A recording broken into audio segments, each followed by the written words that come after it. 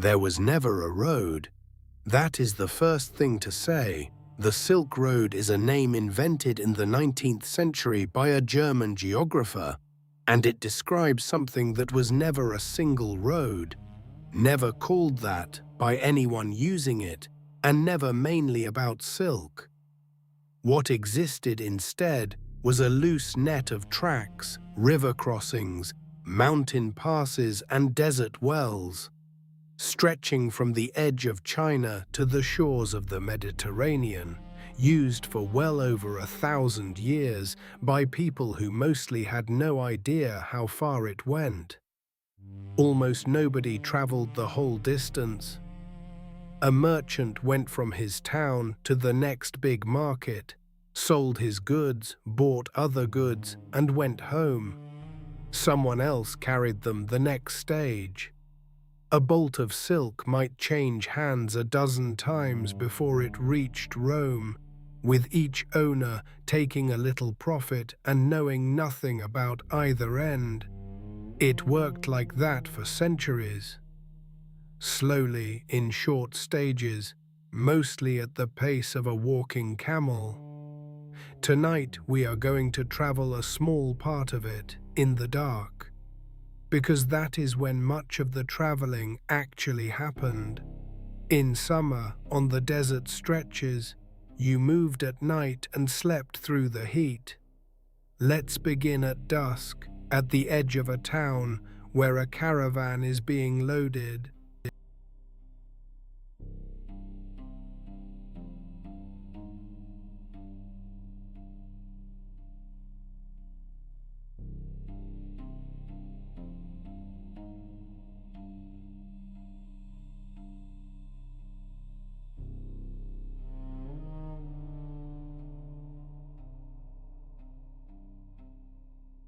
The animals are the first thing you would notice, and the noise they make.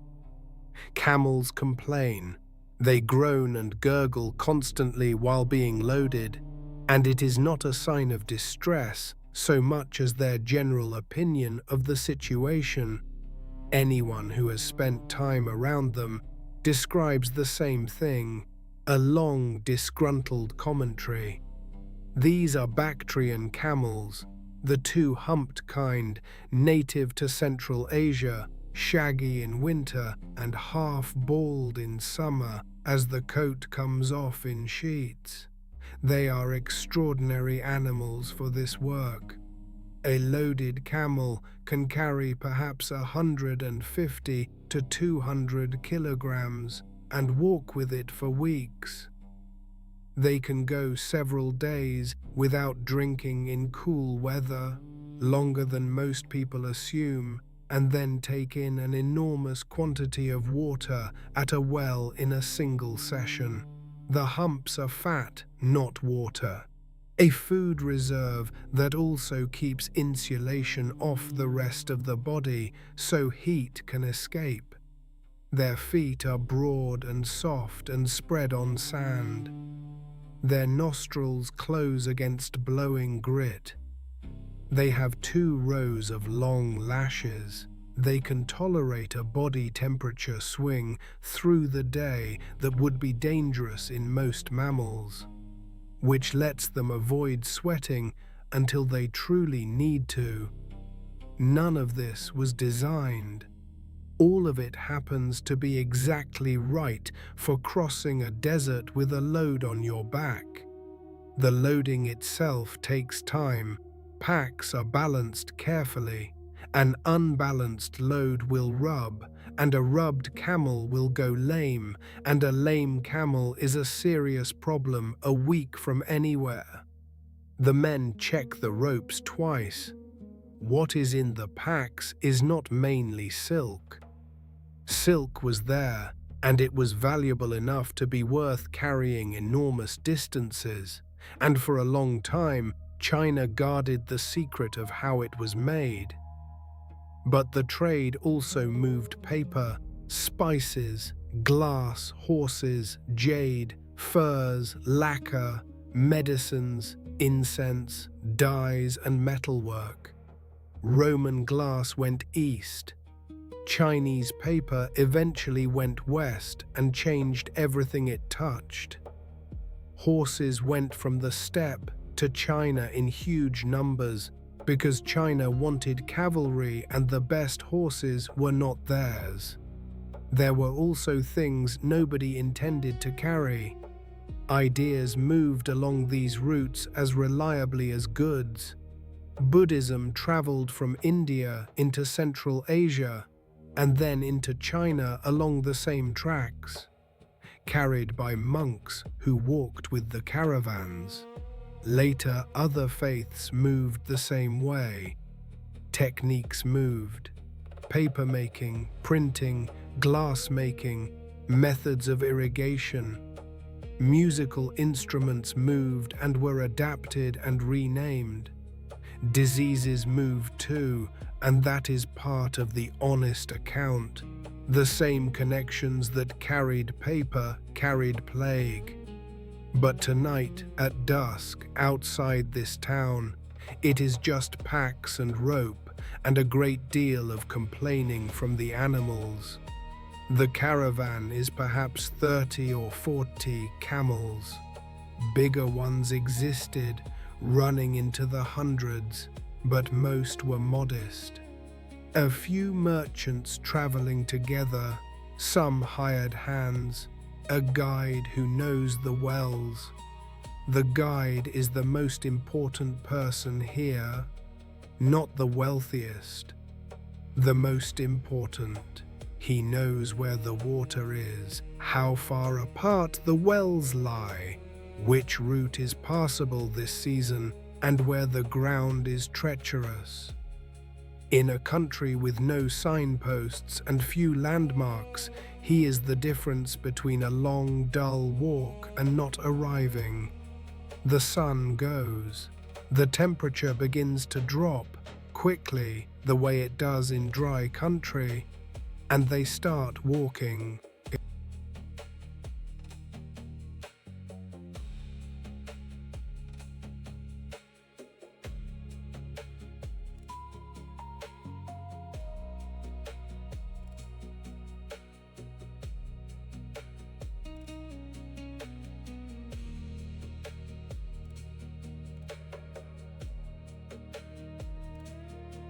The pace is slow, the walking pace of a loaded camel, which is roughly the walking pace of an unhurried person. Perhaps 4 kilometers an hour. A good day or night might cover 30. At that speed, the journey from Western China to the markets of Persia is not weeks. It is many months with long stops. The sound of a caravan at night is quite specific. The soft double thud of padded feet on sand, ropes creaking, packs shifting, and bells. Camel bells were practical. In the dark or in dust, the sound tells you where the animal ahead of you is. If the bells stop or fall behind, something is wrong. Travelers wrote about the sound going on hour after hour and how quickly it stopped being noticeable and became simply the texture of the night. Overhead, there is a very great deal of sky. Desert air is dry and there is no light for hundreds of kilometers in any direction, so the stars are not the modest scattering most people know. The Milky Way is a solid band with structure in it. There are enough stars that navigating by them is genuinely practical, and caravans did, steering by known stars, correcting by landmarks at dawn. The cold is the thing people underestimate. Deserts lose heat fast at night because there is no moisture in the air to hold it. A place that was punishing at noon can be near freezing before dawn. Everyone is wrapped up. The camels do not much care. The land these tracks cross is not one landscape. There is the Taklamakan, a sand desert in western China so hostile that the routes did not cross it but ran around both edges, north and south, linking oases at the foot of the mountains. Its name is often translated in dramatic ways. The popular version, that it means you go in and do not come out, is disputed. What is not disputed is that people avoided the middle. There are the great mountain systems, the Pamirs, the Tian Shan, the Karakoram, with passes at altitudes where the air is genuinely thin and the weather changes in an hour. Some passes are open only a few months a year. A caravan arriving late simply waited, sometimes for a season. And there is the steppe, enormous grassland running east to west, which for horsemen was less a barrier than a highway. There were dangers, and they were real, though probably less constant than the stories suggest. Bandits existed. So did getting lost, running short of water, losing animals to exhaustion, and being caught by weather. The sandstorms have their own literature. Travelers described a wind arriving with a sound before it arrived with sand, the sky turning the color of dust, and visibility dropping to almost nothing. The advice was consistent. Stop, get the animals down, put their backs to it, cover your face, and wait. Camels will kneel and close their nostrils and endure. You sit against the animal and wait it out.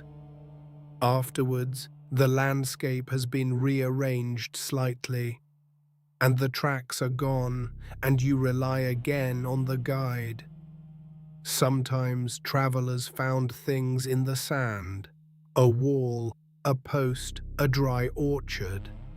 Whole towns along these routes were abandoned when rivers shifted or wells failed and were slowly buried. Some were found again in the last century or so, with wooden beams and painted walls and documents preserved by the dryness, exactly as the desert had left them. The caravan walks on. The bells continue. Somewhere ahead, hours away, is a place with water.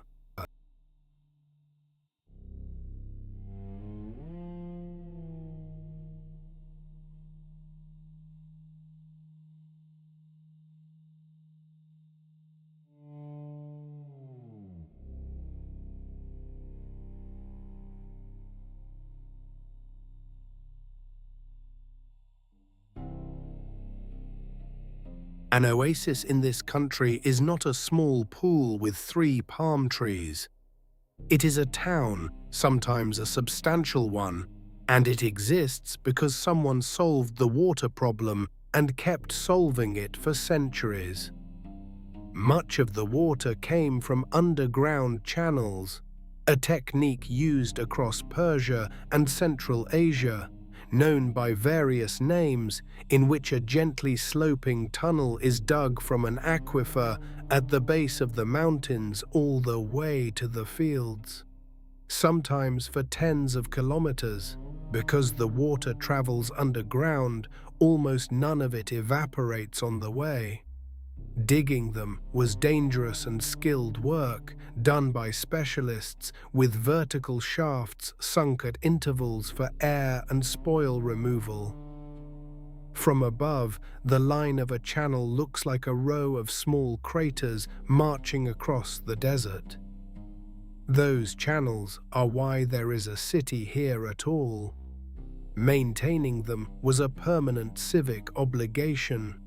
A town that stopped maintaining its water disappeared, and several did. Arriving at dawn, the first sign is usually smell and sound rather than sight. Wood smoke, animals, running water, before the green appears. Then poplars. irrigation ditches along the edges of the streets, fields of melons, which these regions were famous for, and grapes hung to dry into raisins, and mulberry trees, which matter because mulberry leaves feed silkworms, and eventually silk was being made in places far from China. The caravan does not go into the center.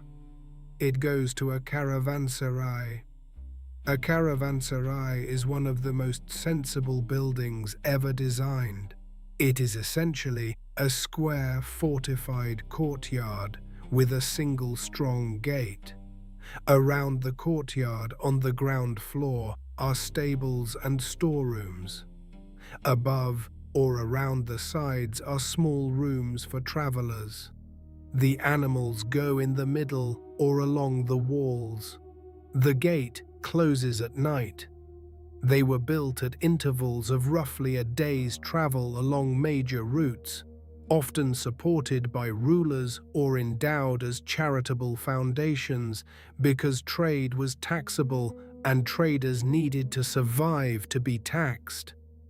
Many offered a few nights free. Inside one at night, you would find an unusual mix of people, and this is the part that stays with you.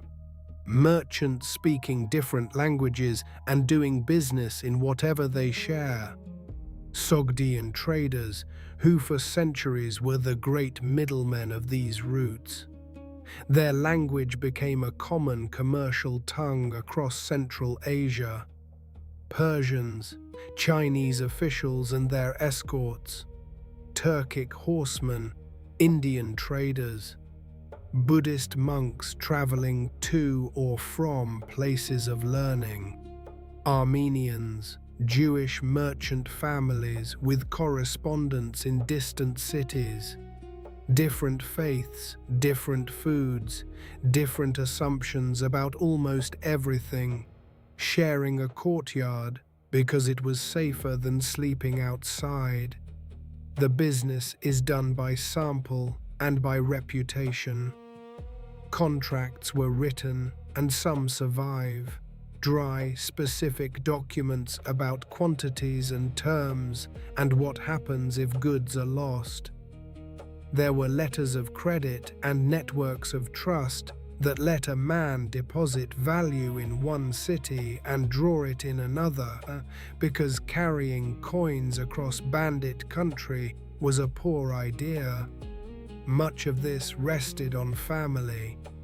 Trading houses posted relatives in distant cities and left them there for years.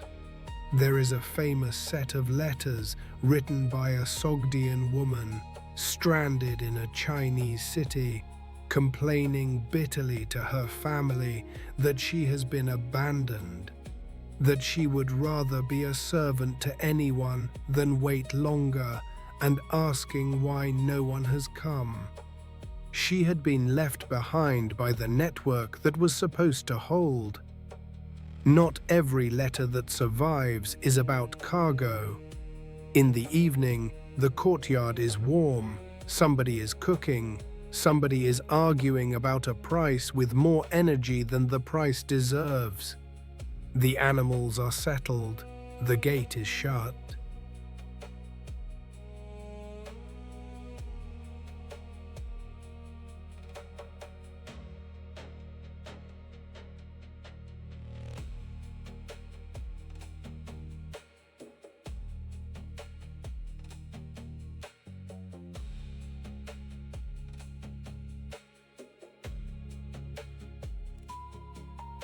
Further west, the route reaches cities that grew rich simply by being in the way. Samarkand is the one most people have heard of.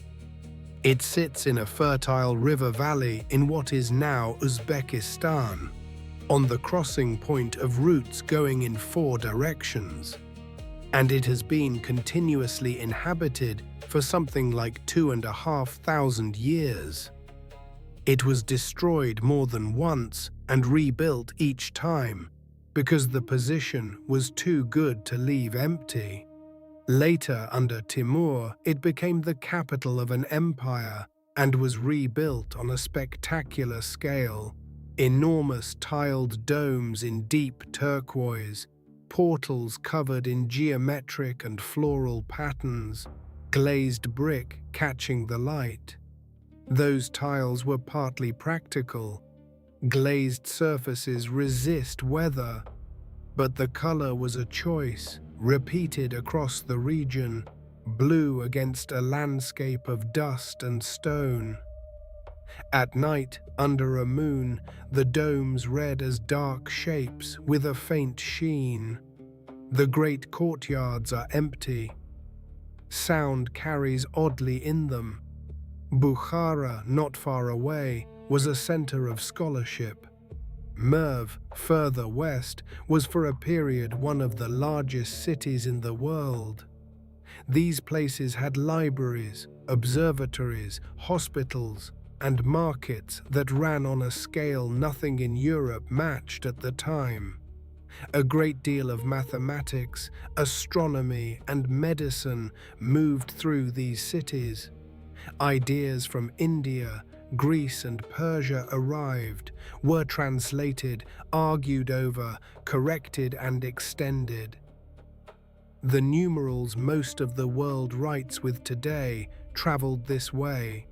Developed in India, transmitted through the Islamic world, and eventually reaching Europe, where they were called Arabic numerals by people who did not know where they had started. Paper made the same journey and mattered more than almost anything else carried. Papermaking spread westward from China, reaching Samarkand and then moving on through the Islamic world into Europe over several centuries. Before paper, writing surfaces were expensive. After paper, records, books, contracts, and bureaucracy all became cheaper, and everything that depends on writing things down got easier.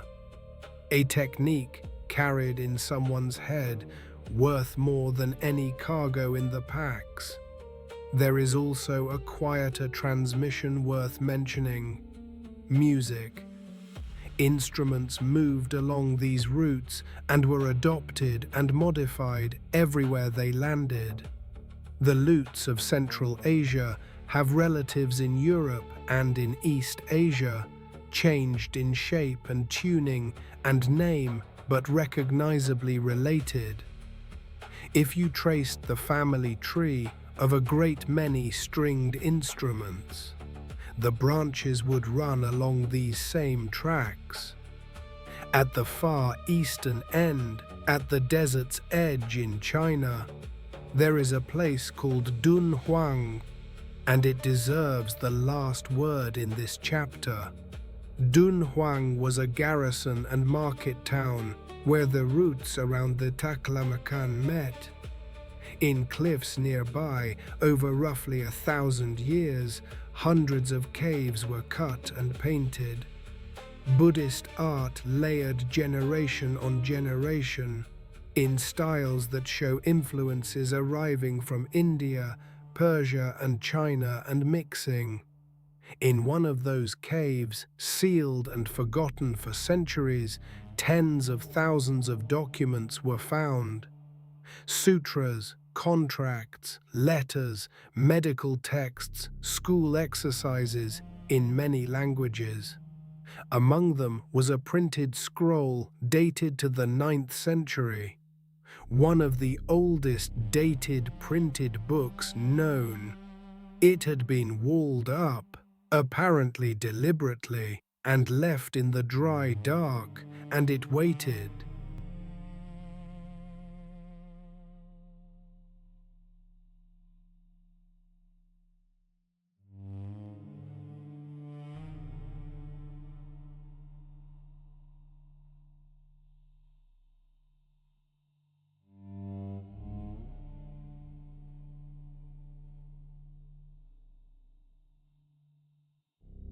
The roots did not close on a particular day. They faded over centuries for a set of reasons that all pushed the same way.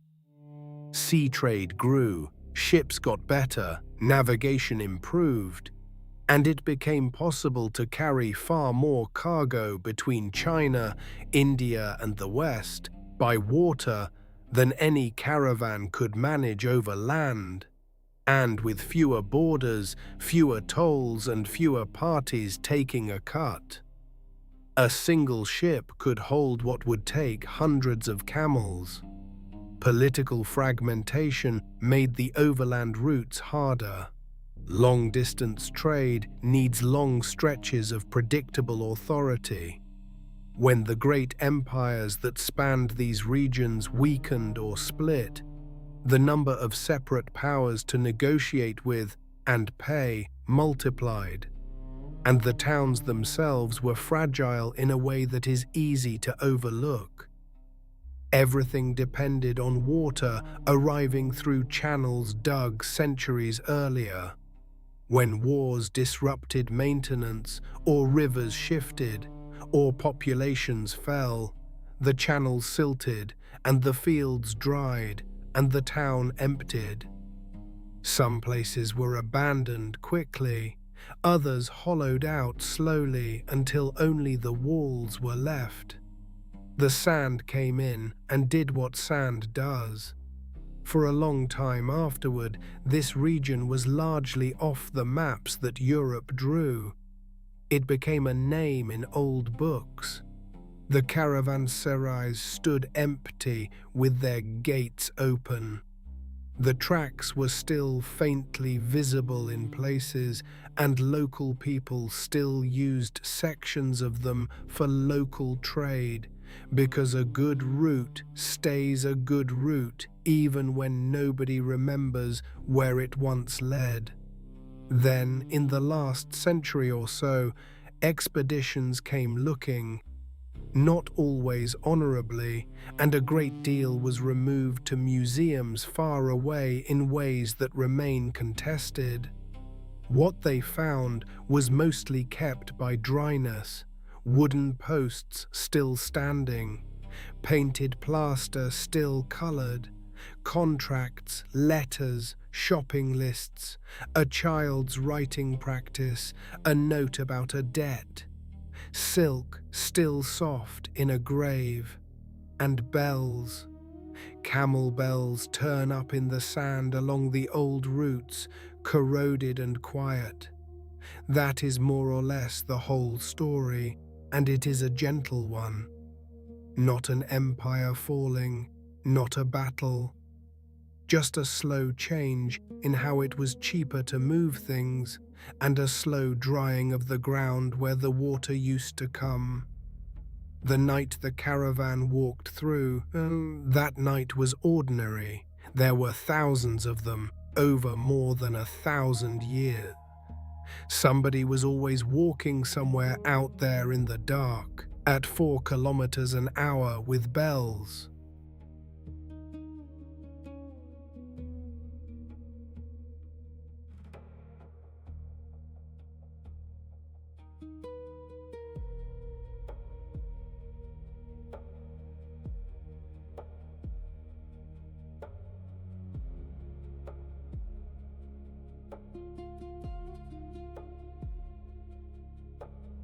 They were not making history, they were making a living. The guide who knew where the wells were, the men balancing packs by lamplight, the woman writing an angry letter from a city she never wanted to be left in. The monk walking with the caravan because it was safer, carrying an idea that would outlast every merchant on the road. None of them crossed the whole distance, almost nobody did. They each carried something one stage further, handed it on, and went home. The bells went on all night, and then there was an oasis, and then the desert again. There is nothing to finish tonight. Whatever it is, it will still be there in the morning, and it will be a shorter walk than theirs. The pictures will drift for a while. There is nothing more to listen to. Good night.